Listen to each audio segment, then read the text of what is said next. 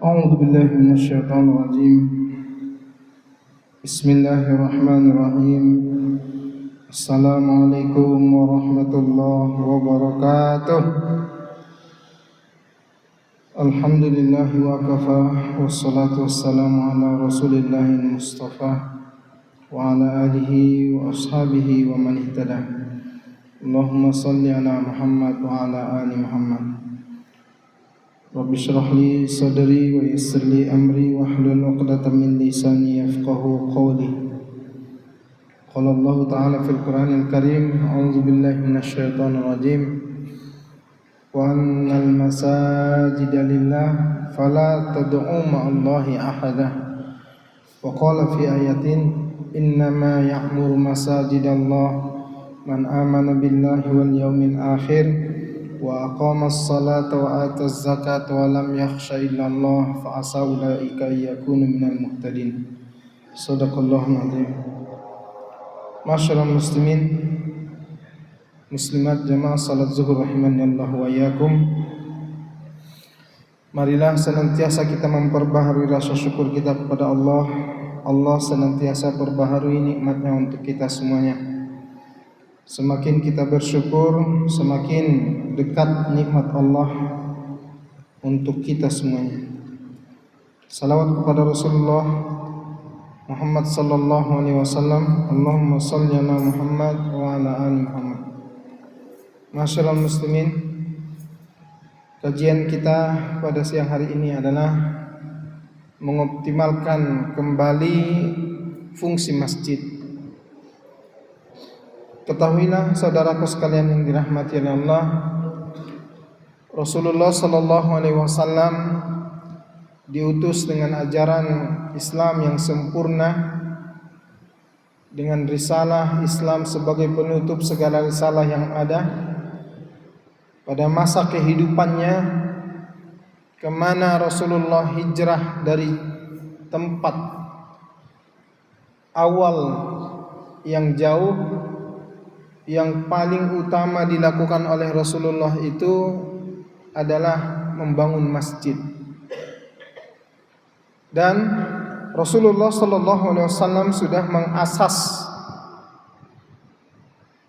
masjid bagi umat Islam itu sebagai apa?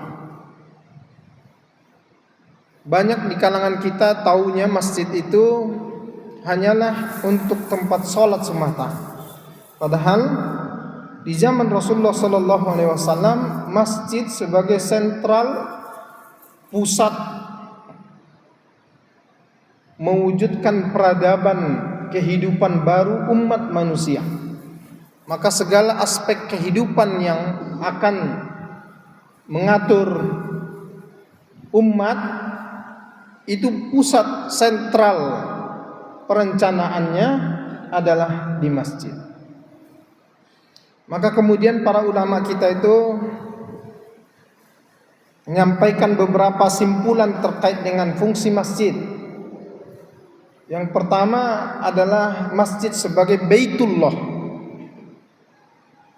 Baitullah itu maknanya adalah rumahnya Allah.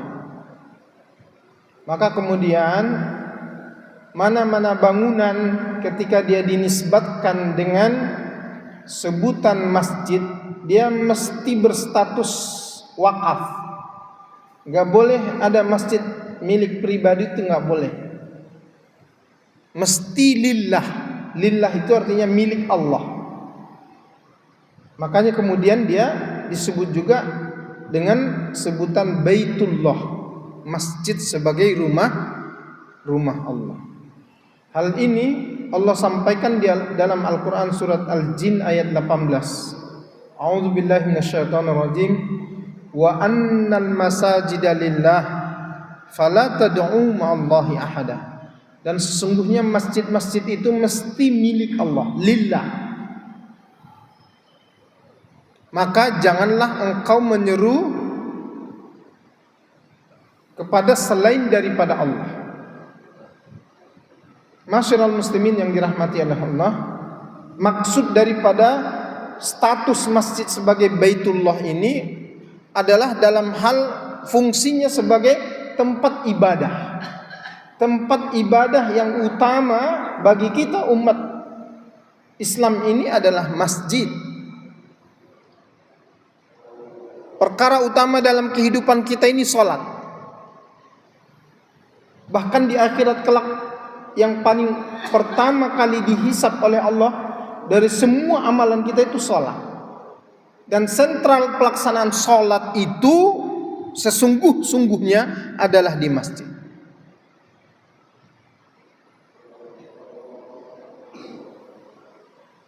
Maka kemudian salat berjamaah kita di masjid untuk satu kali salat itu kata Nabi lebih utama daripada salat sendiri-sendiri dengan 27 derajat. Salatul jamaati afdalu min salatil fardhi bi 27 darajah. Satu kali salat berjamaah, maksud salat berjamaah ini di masjid, lebih utama daripada salat sendiri-sendiri dengan 27 derajat. Itu maknanya satu kali salat, bukan satu hari salat yang 5 waktu, tidak. Banyak kita menganggap sepele salat berjamaah ini karena anggapan kita 27 derajat itu dalam sehari semalam. Padahal hadisnya memberi arahan satu kali salat. Berarti kalau kita buat hitung-hitungan bisnis, 5 kali dalam sehari semalam kita sholat wajib, jika kita lakukan dia berjamaah, maka 5 kali 27 pahala kebaikannya. Kalau kita memilih melakukannya sendiri-sendiri, yang kita dapatkan hanya 5, karena setiap sholatnya Allah beri ganjaran 1 nilai pahala sholat. Tapi kalau kita melakukannya secara berjamaah di masjid, kita akan mendapatkan setiap sholatnya 27 derajat. Jika 5-5-nya kita lakukan, maka 135 derajat kebaikan yang kita dapatkan. Maka layaknya orang hitung-hitungan bisnis, usaha, gak mungkin dia memilih untuk dapat 1 daripada 27. Gak mungkin dia memilih dapat 5 daripada 135 yang ditawarkan. Gak mungkin. Maka kemudian saudaraku sekalian yang dirahmati oleh Allah, kita kuatkan azam untuk senantiasa menjaga sholat 5 waktu ini selalu berjamaah di masjid. Terutama bagi saudara-saudaraku yang misalkan bacaannya itu masih kurang benar. Baca Quran kurang, pemahaman tentang bacaan-bacaan dalam sholat juga kurang, gerakan juga kurang. Itu kalau berani sholat sendiri, 1 pun gak sempurna itu sholatnya. Tapi kalau sholatnya berjamaah, insya Allah apa yang dilakukan imam itu adalah perlakuan makmum. Maka bacaan imam itu adalah bacaannya makmum. Gerakannya imam itu adalah gerakannya makmum. Dan kemudian pahalanya imam itu adalah pahalanya makmum.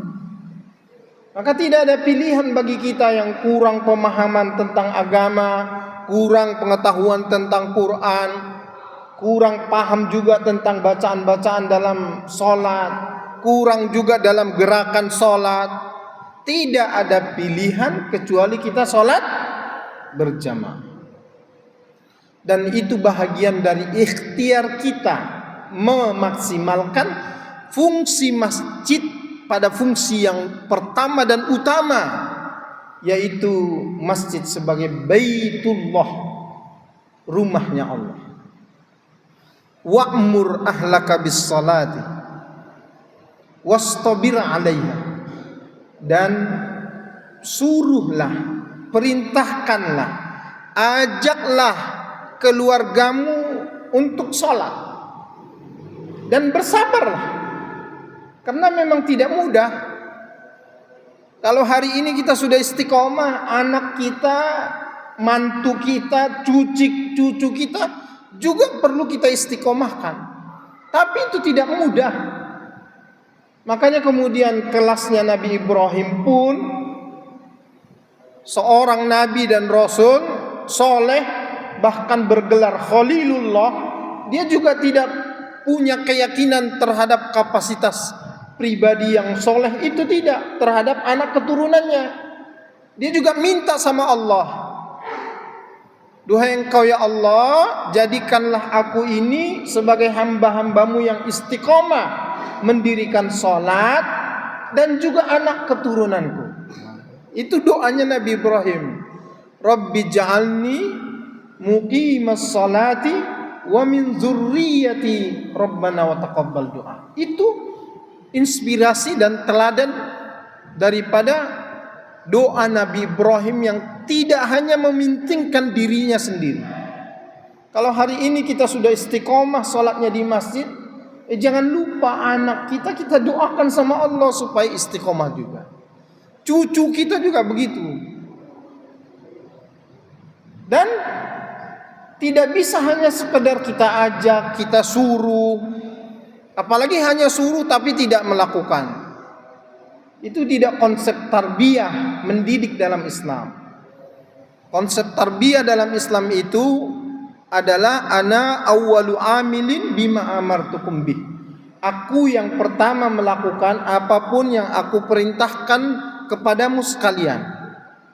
Aku ajak engkau anak-anak cucu-cucuku untuk sholat berjamaah, aku juga sholat berjamaah. Begitu konsep tarbiyah mendidik anak dalam Islam, dan itulah yang diteladankan oleh baginda Rasulullah sallallahu alaihi wasallam dan bahkan Nabi Ibrahim terhadap anak-anak Nabi Ibrahim, yang kemudian hampir seluruh keturunan Nabi Ibrahim itu adalah para nabi dan rasul. Masyiral muslimin yang dirahmati oleh Allah, harus sabar, wastabir 'alaiha. Toha ayat 129. Dan suruh, perintah dan ajaklah keluargamu untuk sholat, serta bersabarlah. La nas'aluka rizqa, kami tidak meminta rezeki kepadamu, kata Allah. Soal rezeki itu adalah wilayahnya Allah.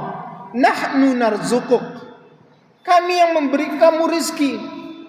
Jadi kalau hari ini ada orang-orang yang gara-gara dia berdagang, dia takut kehilangan keuntungan kalau dia sholat berjamaah di masjid, maka sesungguhnya pemikirannya salah.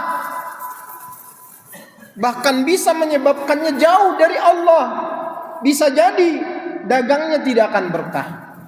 Karena Allah nyatakan terkait dengan rezeki ini, kami yang memberimu rezeki, kami enggak minta rezeki kepadamu. Nahnu narzuquk, kami yang memberikan kamu rezeki. Wa huwa a'lamu bima yaf'alun, dialah Allah yang maha mengetahui apapun yang kita lakukan. Wa huwa ar-razzaqul alim, dan dialah Allah juga yang maha memberi rezeki, dan Allah tahu rezeki itu dia akan berikan kepada siapa. Jadi tidak perlu kita takutkan kita akan kehilangan rezeki karena kita sholat, karena kita mengutamakan sholat berjamaah dan sholat itu di masjid. Tidak. Allah yang memberi jaminan persoalan rezekimu, aku yang jamin. Wal akibatu littaqwa, dan akibat yang baik itu adalah akan diperoleh orang-orang yang menjaga ketakwaan diri. Masyiral muslimin yang dirahmati oleh Allah, maka kemudian hari ini kita mesti punya kekuatan niat, azam untuk memperbaharui semangat kita agar senantiasa kita hadir di masjid-masjid untuk mengoptimalkan fungsi masjid yang pertama dan utama, yaitu masjid sebagai Baitullah, rumahnya Allah, tempatnya kita berkomunikasi kepada Allah. Dan sholat ini sesungguhnya adalah bagian dari wasilah kita mengingat Allah kembali dan berkomunikasi dengan Allah dan meminta apa yang menjadi hajat kita kepada Allah Ta'ala. Mudah-mudahan dengan kita dekat kepada Allah, Allah akan semakin mengetahui apa yang kita butuhkan dan yang menjadi hajat kita, dan Allah akan kabulkan doa-doa kita. Fungsi berikutnya ada baitul dakwah, ada baitul tarbiyah, ada baitul mal, ada baitul muamalah. Yang ini akan kita kaji pada pertemuan-pertemuan yang akan datang. Aqulu qouli hadza wa astaghfirullah li wa lakum. Wassalamualaikum warahmatullahi wabarakatuh.